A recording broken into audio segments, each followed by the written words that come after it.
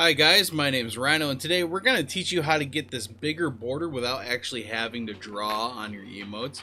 It's a simple little quick check, but first we're going to fill everything in and then we're going to show you how to do it. So first, if you want to fill everything in fast, all you have to do is go to your layer, click on this little lighthouse, and then that sets it as a reference layer. What I do is I select a new layer for each color, and then I go to my fill bucket and then refer to other layers.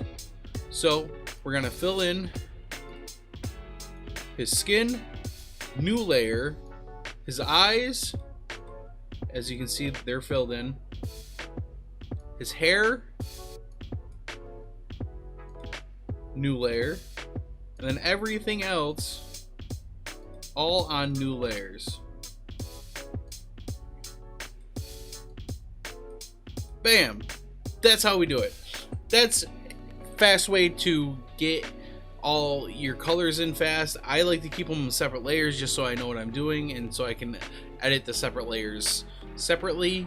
But the real test is here is if you see it small, it doesn't really pop out right here.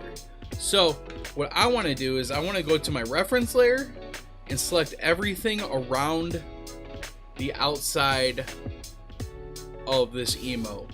First thing I want to do is I want to expand the selected area just by with this square that has the two arrows marking out, and just by two pixels, something small.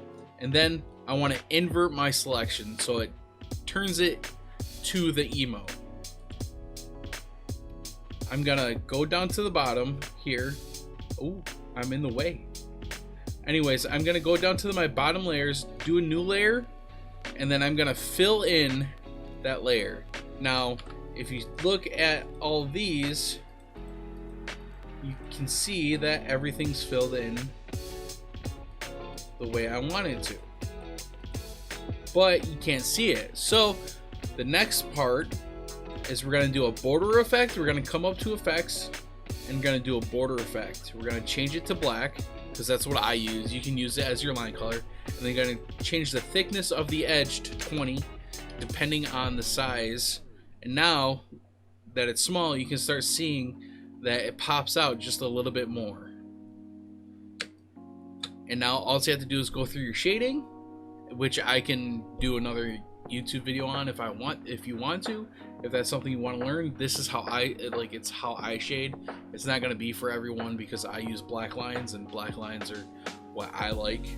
Other people tend to use colored lines on the inside. I do not.